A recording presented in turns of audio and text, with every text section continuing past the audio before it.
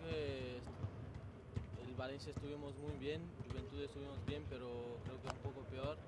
Pero creo que estamos mejorando poco a poco en los entrenamientos y en los partidos y tenemos que seguir así.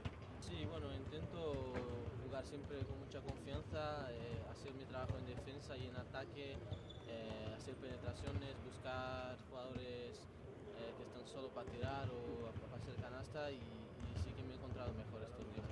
Sí, estamos seguros que las cosas van a ir mejor y hay que seguir trabajando para conseguir en estos dos partidos una victoria, dos victorias.